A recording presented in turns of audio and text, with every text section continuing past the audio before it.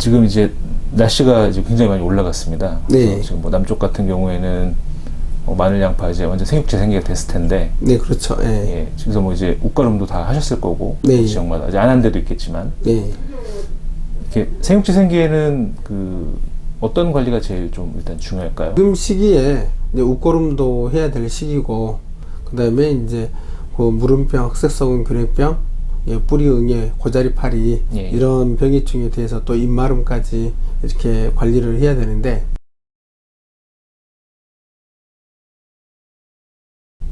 이제 최근에 들어서 비가 이렇게 많이 오게 되잖아요. 예. 그러면 옷걸음을 할 때 옷걸음 같은 경우에도 이제 과거에는 요소 같은 거를 많이 사용했잖아요. 1차로는 거의 요소를 많이 주시죠. 예, 그렇죠. 이제 그런데 이렇게 비가 와버리고 그러면 아무래도 무름병이라든지 이런 병해충이 굉장히 다발생할 수 있는 이런 조건이 되거든요. 예. 예, 그러다 보니까 이제 비료 같은 경우도 좀 안효성으로 서서히 좀 나올 수 있는 네. 이러한 뭐 빗물에서 비료가 가지고 확 녹아가지고 급하게 들어가는 것보다는 뭐 비가 오더라도 좀 조금씩 녹아서 천천히 예. 들어갈 수 있는 그런 안효성 형태의 옷걸음을 주시면 좋을 것 같고요. 예. 그리고 이제 뭐 병이 없고 마늘이라든가 양파가 깨끗하다 그러고 이제 소량 하시는 분 같은 경우에는 이제 입제로 이렇게 사용하셔도 될 것 같고요. 예를 들어서 이제 요즘에 입제로도 노균하고 흑사성 균핵병이 동시에 방지되는 그런 입제가 있거든요. 예. 이런 거 하고 이제 그 다음에 살충제는 뿌리응애하고 고자리파리 선충 동시에 방지할 수 있는 이제 그러한 그 살충제를 선택해 가지고 이제 사용하시면 더 좋을 것 같고요. 이제 이러한 입제 형태는 소량 하신 분들은 이렇게 좀 추천해 드리고, 근데 일단 병이 있다든지 뭐 이러면 일단 물약을 하셔야 돼요. 예. 경엽살포를 하셔야 되는데, 경엽살포를 하시더라도 물량을 뿌리 있는데 지저분까지 후붓기 들어갈 수 있도록 이렇게 약을 하시는 게 좋을 것 같고요. 그리고 이제 일반적으로 흑색성 균핵병하고 입마름 약 같은 경우에는 대부분 같이 같이 사용되는 제품들이 거의 대부분이다 보니까 뭐 입마름 약을 뿌리까지 후붓기 하다 보면 흑색성 균핵병까지 같이 되잖아요. 그래서 그 약을 뿌리 있는 데까지 닿도록 후붓기 하는 게 제일 중요한 것 같아요.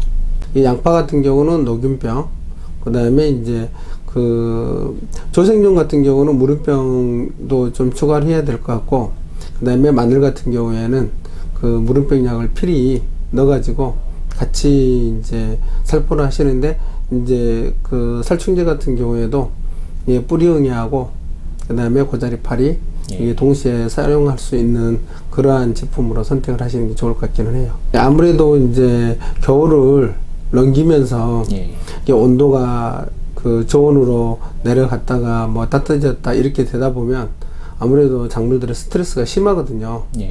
그러니까 이런 뭐 냉이 받는 것도 있었을 것이고, 그런 것 같은 경우에는 이런 뭐 동해라든지 냉해 뭐 이런 것도 풀어줄 수 있는 그러한 제재도 같이 하시면 더 좋겠죠.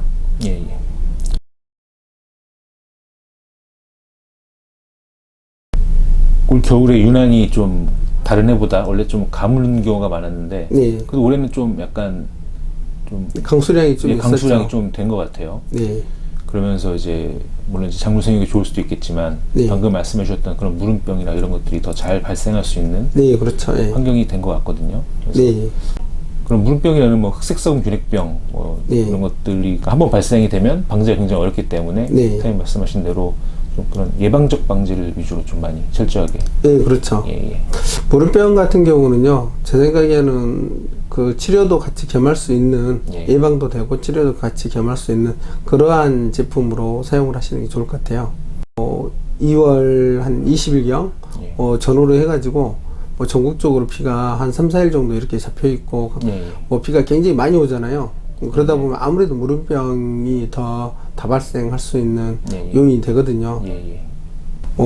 특히 이제 마늘 쪽 위주로 얘기를 많이 했던 것 같은데요. 양파 같은 경우에는 그 노균 쪽 이런 날씨면 이제 노균병도 또 다 발생할 수 있거든요. 그렇죠. 그래서 노균병 관리도 좀 잘 하셔야 될 것 같고요. 특히 이제 조생종 같은 경우는 구가 어느 정도 뭐 큰 것들은 뭐 거의 주먹만큼도 막 큰 데 있을 거예요. 제주도 같은 경우에는. 예, 그렇죠. 그런 경우에는 특히나 더 그 관리를 잘 하셔야 되고, 예. 그리고 이제 조만간에 이제 제주도 같은 경우는 또 수확도 들어가야 되잖아요. 네. 그래서 PLS 날짜 계산도 좀 잘 하셔가지고 약재 선택할 때 이 수확일 따져가지고 이러한 부분도 좀 체크해서 사용하시면 좋을 것 같기는 해요. 특히 이제 병 같은 경우는 방금 말씀하셨던 그런 환경적인 요인도 있지만 이제 네. 벌레 같은 경우에는 네, 시기적으로 딱 때가 되면 이제 네. 나타나지 않습니까? 네, 이제 기온이 많이 점점 더 올라갈 테니까. 네, 그럼 그럴 때는 이제 사전적으로 미리 좀 방제를 하는 게 좋지 않을까요? 네, 그렇죠. 이것도 나름 그때 아까 말씀해 주신 것처럼 입제? 네, 입제 종류를 입제 하셔도 종류로? 되고요. 예. 그 다음에 이제 경업 살포할 때도 예. 이런 살충제로 혼용해서 같이 하시면 좋을 것 같기는 해요. 양파밭이나 뭐 네. 마늘밭을 다니면서 고자리파리 때문에 그 고생하신 분을 정말 많이 봤거든요. 네, 그러면 이제 고자리파리가 딱 나타나면 이제 약을 계속 하시죠. 네, 그렇죠. 근데 예. 진짜 안 잡히더라고요. 그게 그 안 잡힌 이유가요. 뿌리까지 약물이 안 들어가서 그래요. 이 약물을 뿌리까지 들어갈 수 있게끔 적용 약재들, 예. 이게 고자리파리에 이제 전문 약재들이 요즘에는 뭐 좋은 약재들이 많이 있거든요. 예, 예. 그래 이제 뿌리까지만 제대로 들어가기만 하면 한 번에 잡을 수 있긴 있어요. 근데 약을 아무래도 뿌리까지 하려다 보니까 물량도 많이 들어가기도 하고 예. 일하는 분도 힘들기도 하고 예. 그러다 보니까 못 잡는 거지. 아무튼 후붓기 하는 거, 물량을 충분히 주는 거 뿌리까지. 예, 예. 예, 그게 제일 포인트 같습니다. 어쨌든 굉장히 힘들다. 어쨌든 수북이 주려면. 네, 그렇죠. 예. 예, 그래서 고자리가 안 생길 수 있게 좀 네. 토양 환경을 조성하는 게 중요하겠네요. 네. 예, 당연히 뭐 미부속 퇴비가 네. 가장 큰 원인이겠죠. 네, 그렇죠. 것들이. 네. 그런 걸 쓰지 않도록 네. 하시는 게 굉장히 중요하다. 뭐 저희 경험적으로 이제 보면은 농가분들이 이 진짜 미국수 퇴비를 몽땅 넣으시고 네. 이런 마늘이나 그 양파 농사를 하시면 약을 아무리 진짜 갖다 부어도 이게 해결이 안 되는 경우가 많더라고요. 그렇죠. 예, 이게 미부속 탭이 한 번 잘못 넣게 되면요, 그 해만 농사를 망치는 게 아니고 예. 이 밭이 오염이 돼서 한 몇 년 동안 문제를 발생을 시키거든요. 뭐 고자리파리뿐만 아니라 흑설성 기류병, 기타 예. 다른 병들이 굉장히 많이 이렇게 발생이 되잖아요. 예. 예, 아무튼 예, 탭이 같은 경우는 미부속 탭이는 절대 사용하지 말아야 돼요.